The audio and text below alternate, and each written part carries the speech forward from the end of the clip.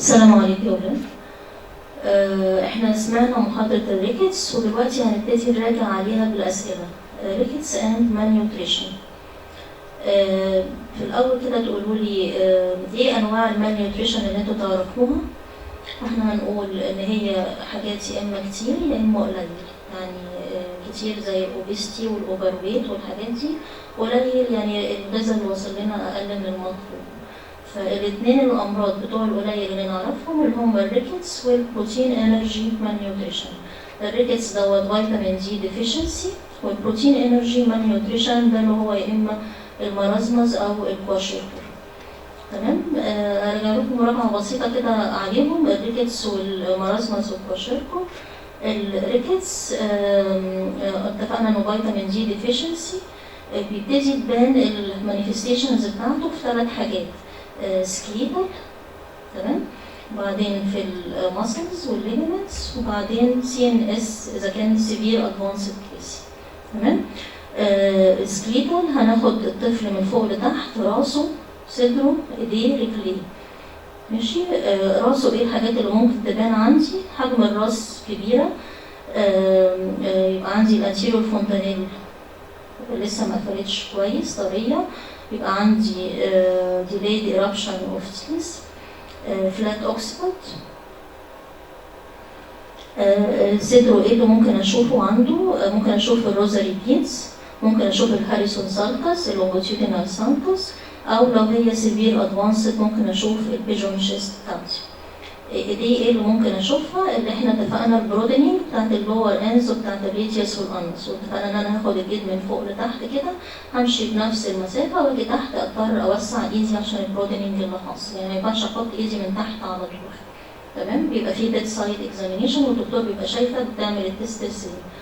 وزي ما اتفقنا برضو الفونتانيل لازم ايديا فيرتيكال مش ترانسفيرس، واقيس بالسنتي دايما. كده قلنا راسه، صدره، وايديه. يبقى فاضل رجليه. لو هو بيبي صغير هيبقى عندي المارفان ساين. ماشي. والمارفان ساين دي ساين مهمه جدا، لازم افهمها واعرفها كويس قوي، لان هي من الساينز بتاعت يعني اختفائها معناه ان الطفل ده اتحسن. من الساينز الواضحه قوي للهيلينج ريكتس اللي الكلوجر بتاعت المارفان ساين. واحنا قلنا المشكله مش في وجود الجفوف، المشكله في ان العظمتين اللي حواليه هما اللي بيكبروا. لو طفل كبير شويه وابتدى يسند على رجليه هيبتدي يظهر عندي الباو لينك والنوك ني. دوت بالنسبه للسكليتال. بالنسبه للماسلز والليجمنتس، في عندي ويكنس في الانتركوستال ماسلز، ممكن يبقى عندي دوزز في الاورجنز، ممكن يبقى عندي بود بيلي ابدومين، ممكن يبقى عندي الكايفوزس، ممكن يبقى عندي ديليد ووكينج في الطفل بتاعي. بالنسبه طبعا معاهم كونستيبيشن وانكريس شيست انفكشن والحاجات دي كلها. بالنسبه للCNS اللي هو قل قوي، لو قل قوي حاجه معقوله ده هيعمل الكاربوبيدال ستاز. اكتر من كده هندخل في اللارنجيزمز، اكتر من كده هندخل في الكونفرجن، ممكن يؤدي للديس بتاع الطفل بتاعنا. تمام. في البروتين انرجي مالنيوتريشن الكواشيكور ده معناه ايه؟ معناه ان الطفل مش بياكل بروتين كفايه.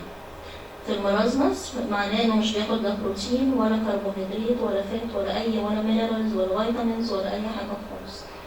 تمام. الكواشيكور الطفل المحروم، والمرازمس هو الهزال.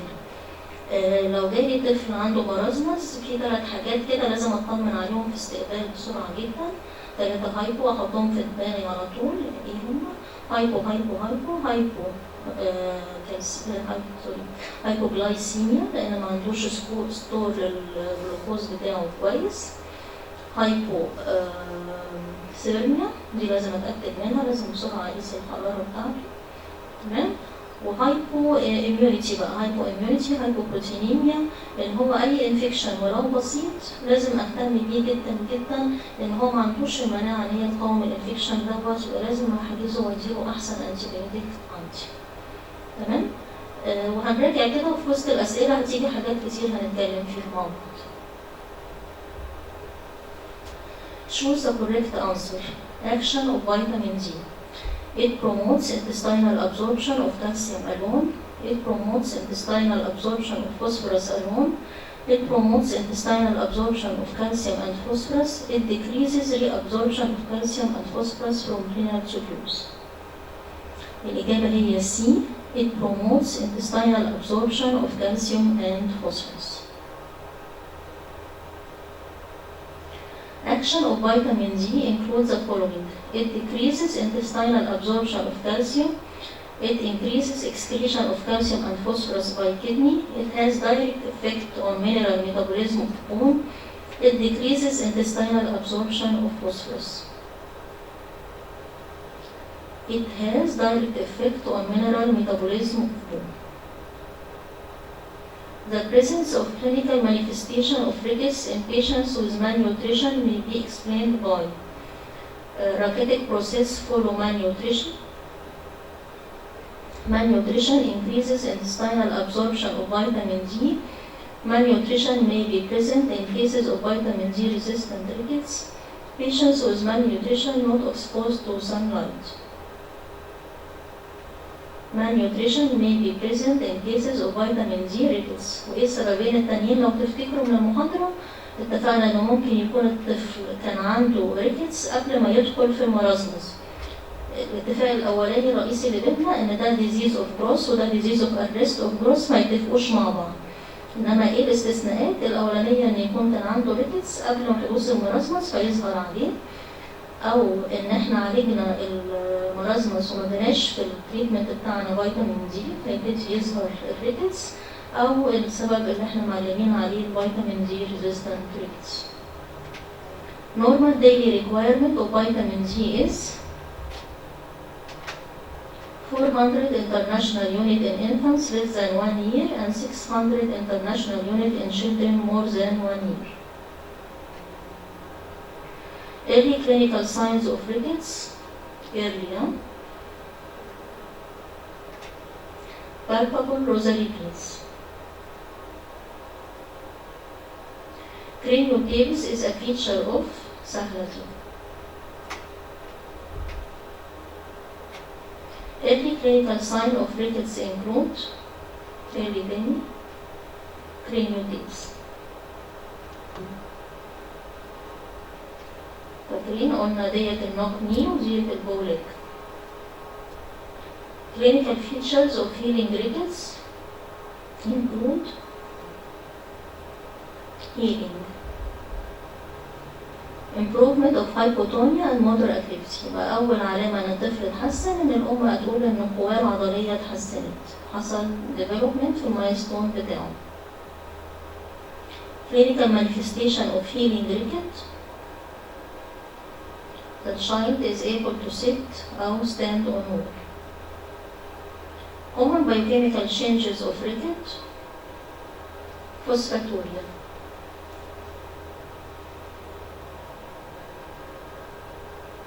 Biochemical changes of advanced rickets. تفتكروا ايه؟ serum calcium is low. فاكرين قلنا عادة في الريكتس مفيش سيرم كالسيوم لو بيبقى كويس، إلا إذا كان أدفانسد ريكتس خلص كل الكالسيوم الموجود في العظم فيبتدي يقل الكالسيوم اللي في الدم. Radiological changes in active rickets. Active. Cupping of metaphyseal ends of long bone. Complications of rickets include bone deformity طبعا. فاكرين البوليك والنوكني. Complications of rickets include سهلة خالص والصورة كمان مبيناها بأنواعها تدني.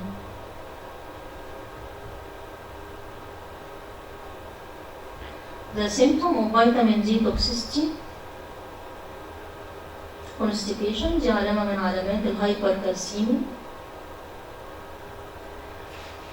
Regarding hypervitaminosis D, features develop 1 to 3 months after administration of large doses of vitamin D. Manifestations of hypervitaminosis D. طبعا صح، metastatic calcification.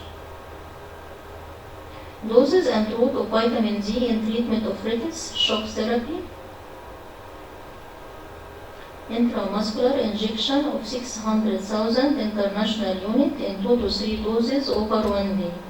خدوا بالكم يا ولاد من intramuscular. ساعات في الامتحان من الاستعجال بتحطوها intravenous بدل intramuscular. لو حطت V بدل M بتروح الدرجة كلها بتاعت الكيس. ليه طبعا؟ لأن لو هتحقن الفيتامين دي intravenous يعمل ايه؟ برافو عليه، بيعمل امبوليزم على طول عند الطفل بتاعي. فبناخد بالنا كويس قوي من موضوع intramuscular.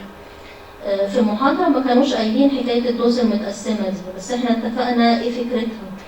فكرتها ان انا ما اديش جرعة كبيرة من الفيتامين دي للطفل مرة واحدة ويكون هو اوريدي عنده كالسيوم مع الحركرك، اديهوله يقوم يقل عندي بشدة وتبتدي تبان المانيفستيشنز اوف تيتاني وكونفالجنز والحاجات دي كلها. فيا اما ادي كالسيوم كتير من الاول قبل ما ادي الجرعة، او اقسم الجرعة، او ابقى في معمل اطمن ان الكالسيوم بتاع الطفل بتاعي كويس قبل ما اديها كلها مرة واحدة. The following is correct as regards the treatment of rickets. Oral dose of vitamin D is 1,500 to 5,000 international units per day. Treatment of hypervitaminosis D may include دي متجاوبة طبيعي بقى sodium percent. Causes of tetany واحدة منهم الهايبومagnesemia. Causes of tetany تاني alkalosis. تحصل في ايه الالكالوزيس؟ فاكرين مع persistent vomiting. Hypocalcemic tetany occurs when total serum calcium level decreased below 7 mg per deciliter. Treatment of hypocalcemic tetany by intravenous injection of calcium gluconate 10% solution بريد 2 ملل per kilogram. ومنساش ال very slow injection بانفيوجن pump أو جهاز سوليسيت مندهوش أبدا بالإيدي. ليه؟ علشان الاسيستول اللي ممكن يحصل في الموت. Hypomagnesemic tetany occurs when serum magnesium is 1.2 mg per deciliter. Hypomagnesemic tetany could be due to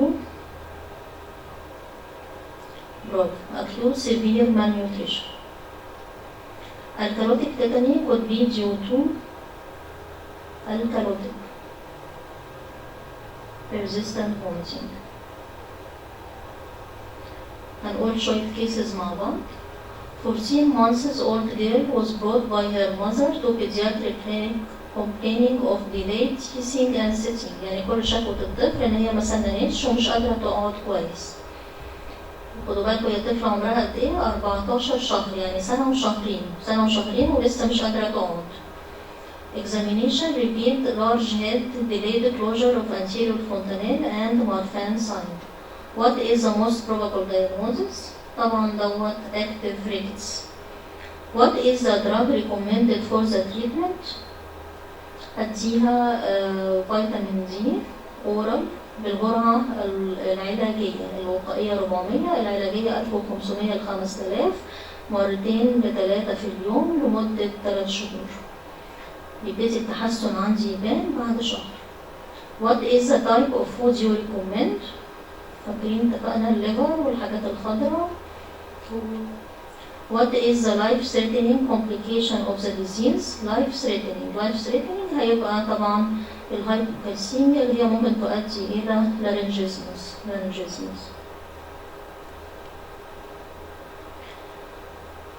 Amir is a 12-month-old boy. He was brought to the clinic because he developed generalized brief convulsions. There was no history of fever. On examination, the baby was not dehydrated. He had white anterior fontanelle, delayed dentition, and bossy skull. The patient was not convulsing at time of examination. What is the most likely cause of convulsion? الطفل شهرين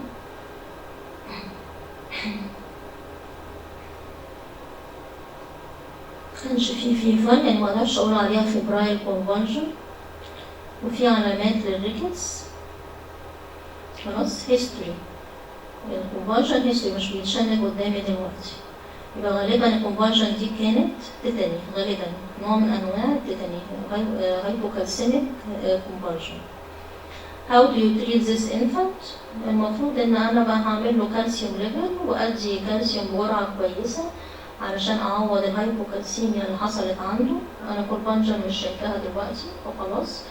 إنما بعد ما هدي الكالسيوم بجرعة كويسة على طول هدي الفيتامين دي، إذا كنت هديه بقى شوك ثيرابي أو هديه أورال لمدة 2 ل3 شهور.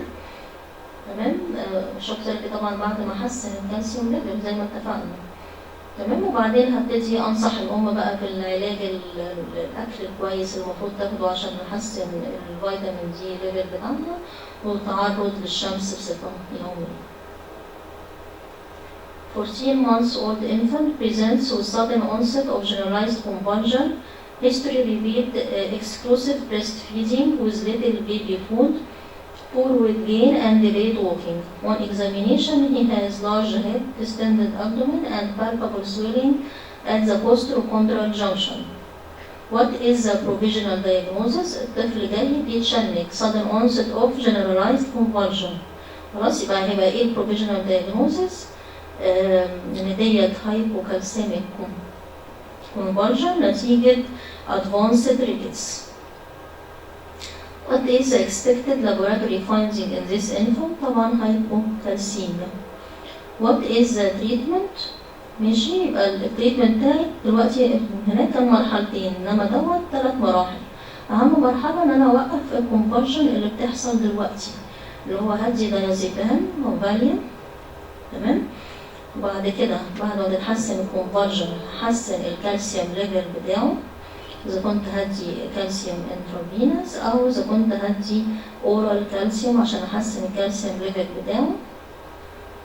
تمام.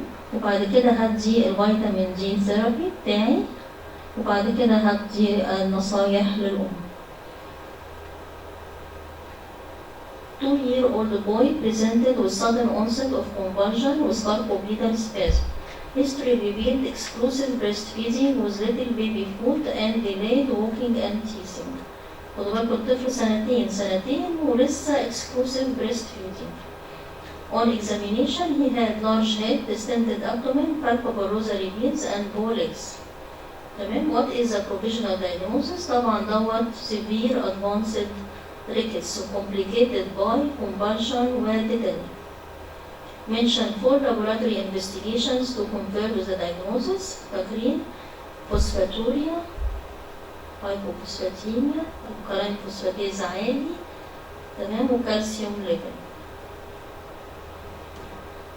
1.5-year-old child with delayed walking. He had Marfan sign and the anterior fontanelle was 2 cm wide. 1.5 year يعني المفروض تكون قفلت. Chest examination revealed respiratory rate 60 per minute, intercostal retraction, pigeon chest. On auscultation, fine crepitation were heard all over the chest. X-ray showed patchy opacity scattered over the chest. What is the provisional diagnosis؟ طبعا advanced rickets عشان pigeon chest complicated by chest infection. What is the next step to reach the diagnosis؟ هو عامل X-ray chest، ممكن أعمل له X-ray على الجنس بتاعت البونز مثلا. What is the treatment؟ لازم هعالج الشيست infection اللي عنده، وبعدين هعالج إذا كان في كالسيوم ليفل قليل، وبعدين أدي الفيتامين دي للطفل بتاعي. malnutrition دوت مرازمس جريد كام يا ولاد؟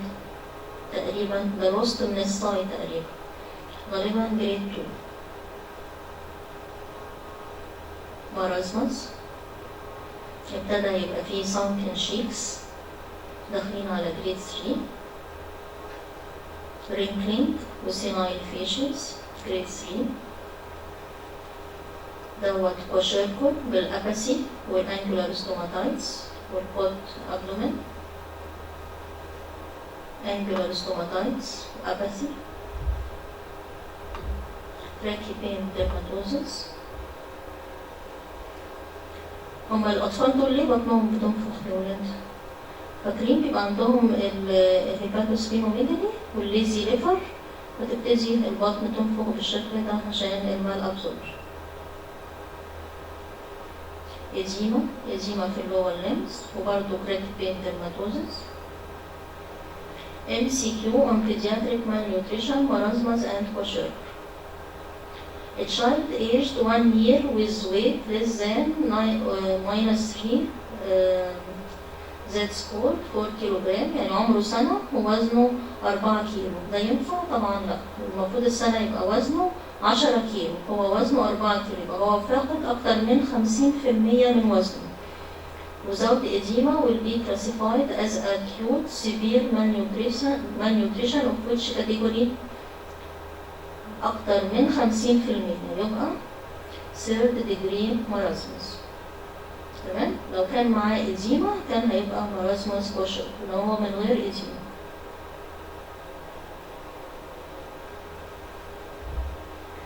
The following is essential in the assessment of nutritional status. طبعا mid-arm circumference. تمام. Choose the correct answer. Non-dietetic cause of marasmus include non-dietetic، يعني مش الأكل هو اللي قليل. Chronic debilitating disease as TB.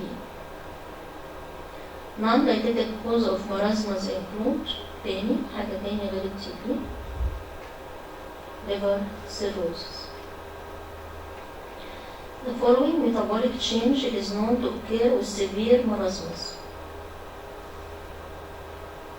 هايبوكاليميا، احنا قلنا بيبقى عنده هايبو في كل حاجة، خلاص؟ قلنا كربوهيدرات، فات، بروتين، مينرالز، فيتامينز، كل حاجة.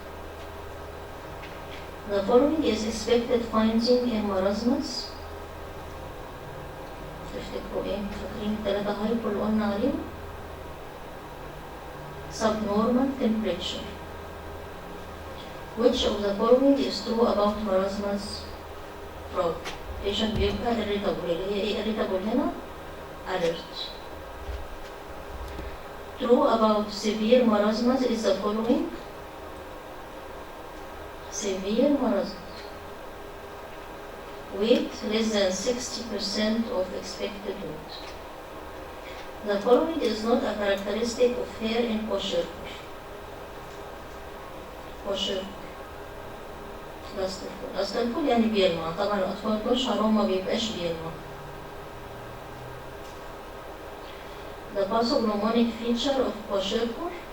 pathognomonic يعني أشوفها أشخص المرض على طول. Tracky paint dermatosis. فاكرين قلنا الفرق بين pathognomonic والconstant؟ pathognomonic يعني أشوفها أقول يبقى هينفع المرض الفلاني. إنما constant مفيش مرة أشخص المرض الفلاني إلا لازم أشوف فيه العلامة دي. The pathognomonic feature of kwashiorkor is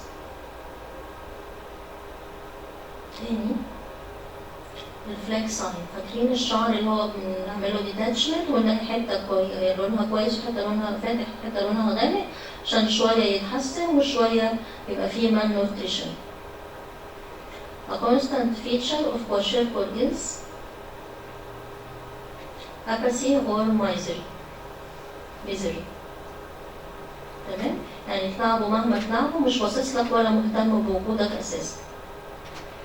A pathognomonic feature of kwashiorkor is tracky pain dermatosis. A pathognomonic sign of kwashiorkor is apathy. معلش هتتعاد كتير.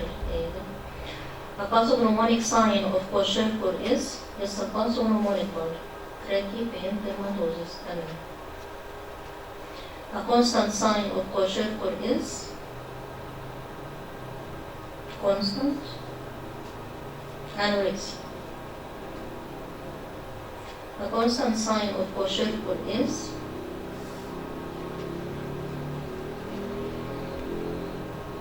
edema. برافو عليك. Laboratory feature of kwashiorkor include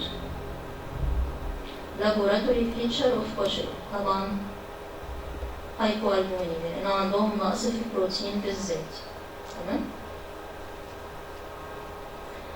Cases: a 12-month-old female is brought to you for cold symptoms. On examination, you note her head circumference is at the 50th percentile, her length at the 25th percentile, and her weight is 4 kilograms.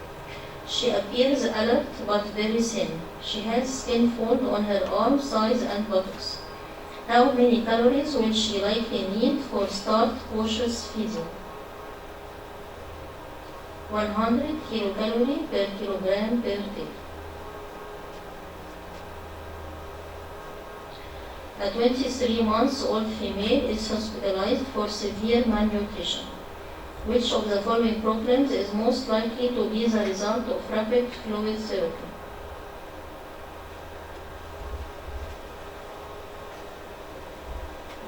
Congestive heart failure.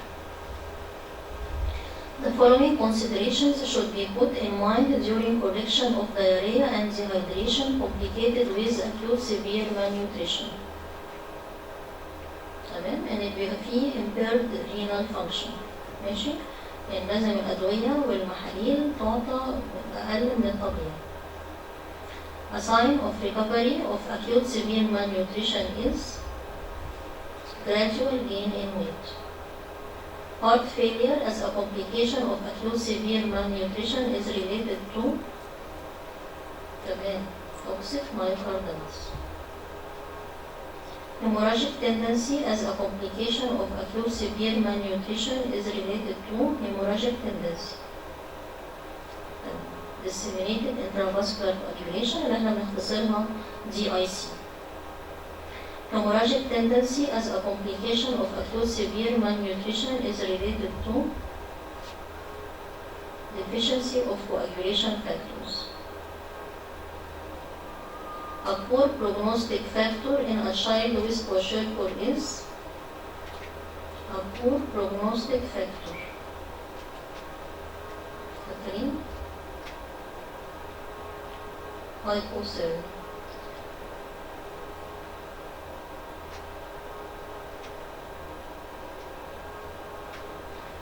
برضه lazy liver is a poor prognostic factor for أطفال.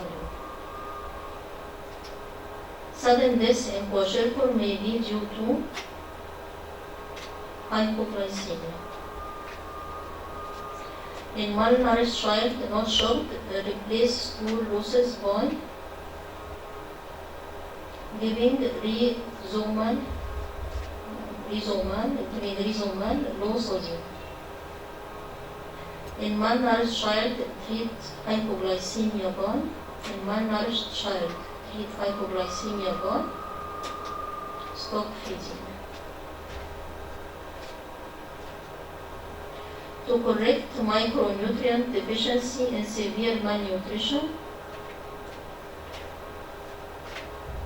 ما ينفعش أدي حديد أثناء الانفكشن، لازم أديه بعد. يبقى إيه؟ give iron in rehabilitation phase. A child aged 1 year, his mother brought him to emergency room because he was anorexic, and she noticed oliguria and swelling in both lower limbs. The mother said that her child suffered from severe attacks of diarrhea since 3 months.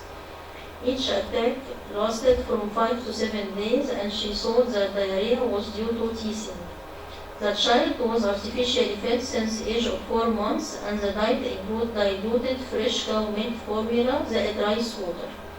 The baby received ORS during diarrheal attacks.